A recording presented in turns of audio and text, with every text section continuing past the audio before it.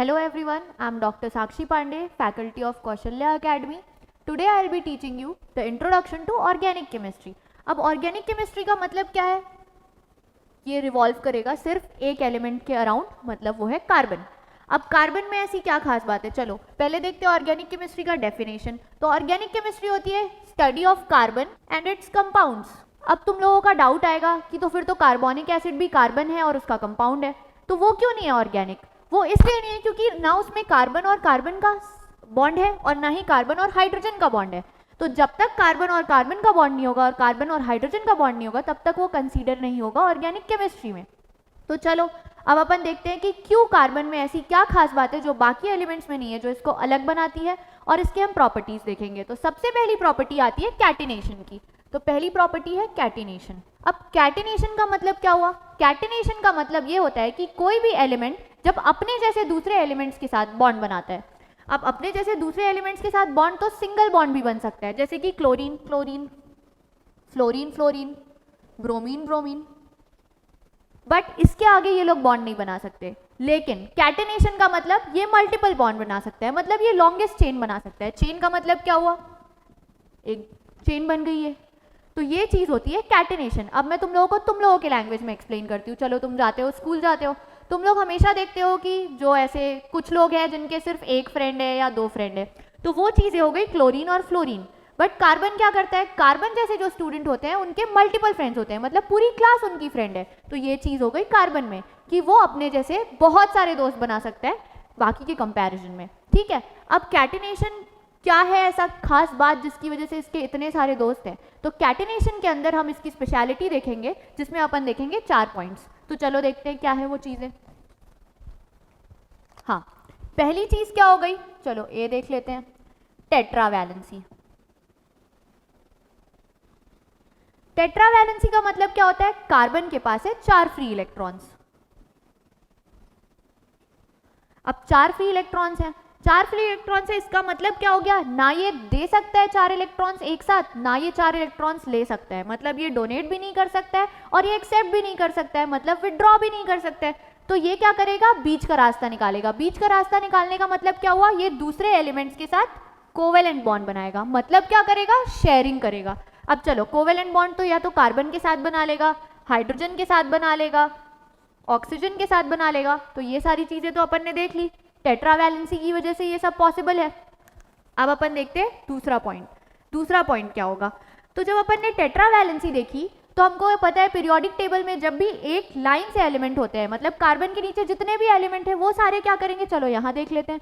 ये सारे एलिमेंट्स क्या करेंगे? टेट्रावैलेंसी शो करेंगे. बट प्रॉब्लम क्या आ जाती है? अब टेट्रावैलेंसी इन सब की है तो कार्बन के पास और क्या स्पेशलिटी है जो इन सबसे अलग है? तो चलो वो भी देख लेते हैं. तो दूसरा पॉइंट हमारे पास आएगा एटॉमिक साइज. और ये अपन को पता है जब भी हम पीरियोडिक टेबल में कार्बन के नीचे आएंगे तो उसकी साइज क्या होगी? सारे एलिमेंट्स की बढ़ती जाएगी. तो सेम प्रॉब्लम ये होगी कि बड़े एटम्स हैं, अब साइज बढ़ गई है, उनको लॉन्ग चेन बनाने में प्रॉब्लम होगी. बट कार्बन की साइज छोटी है जिसकी वजह से वो चेन बना सकता है. तो दूसरा पॉइंट हो गया. अब अपन तीसरा पॉइंट देखेंगे. तीसरा पॉइंट क्या होता है? Less diffuse p orbitals.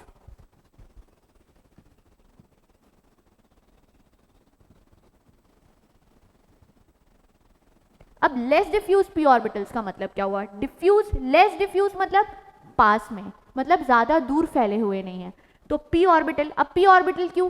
क्योंकि कार्बन के जो आउटर मोस्ट इलेक्ट्रॉन होते हैं वो पी ऑर्बिटल में होते हैं, लेकिन सिलिकॉन के कहाँ होते हैं? डी ऑर्बिटल में. वैसे ही नीचे जाते जाते क्या होते हैं? वो एफ ऑर्बिटल में शिफ्ट होते जाते हैं. तो पी ऑर्बिटल क्या है? सबसे पास होगा कार्बन के, लेकिन सिलिकॉन से डी ऑर्बिटल जो होगा वो दूर होगा. इसका मतलब क्या हुआ? Less diffuse. लेस डिफ्यूज मतलब इसकी बॉन्ड बनाने की टेंडेंसी ज्यादा होगी एज कम्पेयर टू सिलिकॉन. और वैसे ही जब भी अपन नीचे जाते जाएंगे, फॉर एग्जांपल लेड देख लो, तो क्या हो गया? 3 पॉइंट्स अपन ने देख लिए कि तीनों चीजें क्यों जरूरी है हमारे कैटिनेशन के लिए.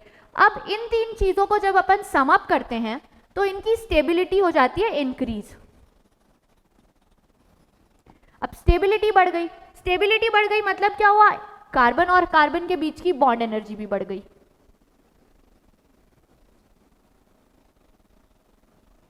क्योंकि क्योंकि बॉन्ड एनर्जी जो होती है वो डायरेक्टली प्रोपोर्शनल होती है स्टेबिलिटी के। डायरेक्टली प्रोपोर्शनल मतलब क्या हुआ, जैसे जैसे स्टेबिलिटी बढ़ेगी वैसे वैसे उन दोनों की बॉन्ड एनर्जी बढ़ेगी, मतलब कार्बन और कार्बन के बॉन्ड को ब्रेक करना मुश्किल हो जाएगा। ठीक है, अब अपन ने ये भी देख लिया। चलो अब इतना तो अपन को पता चल गया कि कार्बन में एक स्पेशलिटी है जिसके लिए हमने उसका पूरा एक ब्रांच बना लिया। अब स्पेशलिटी तक तो ठीक था, हमारी लाइफ में उसकी क्या जरूरत है, तो हमारी लाइफ की नीड मतलब application carbon and it's compounds के। तो चलो एप्लीकेशन देखते हैं, एप्लीकेशन क्या है। चलो एग्जाम्पल मैं अपने आप से ही लेती हूँ। अब मैंने इतनी सारी चीजें पहनी हुई है, तो जो मैंने शर्ट पहना है, अब शर्ट देख लो, शर्ट है रेयॉन का। रेयॉन क्या होता है, सेमी सिंथेटिक पॉलीमर, और पॉलीमर क्या होता है, कार्बन के कंपाउंड्स होते हैं। अब उसके बाद अपन देखते हैं कि जो बुक में है, बुक के एप्लीकेशंस क्या क्या है, चलो देखते हैं। तो सबसे पहली चीज हो गई मेडिसिन।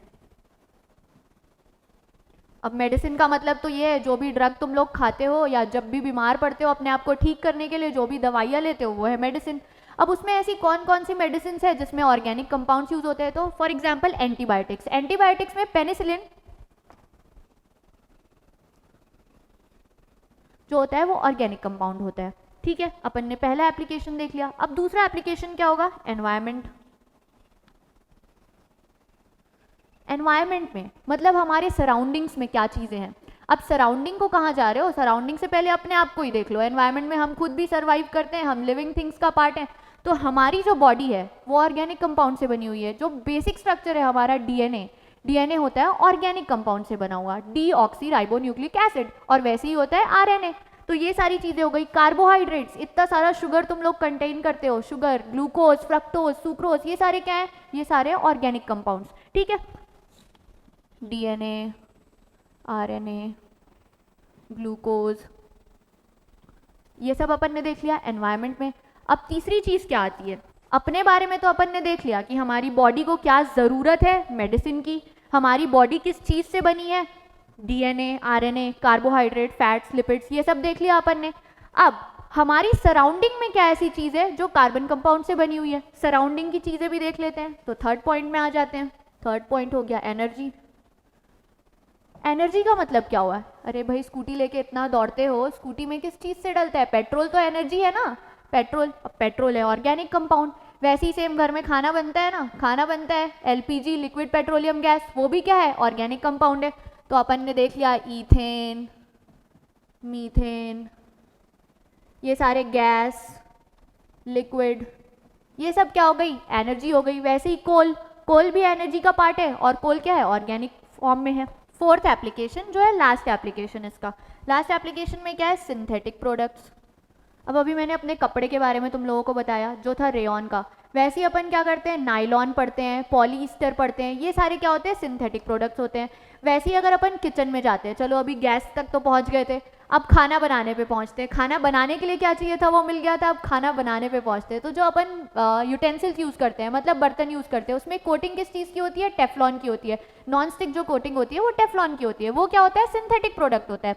तो अपन ने ये भी देख लिया। चलो एप्लीकेशन हो गया, क्यों है ये इंपॉर्टेंट, ये हो गया अपने पास।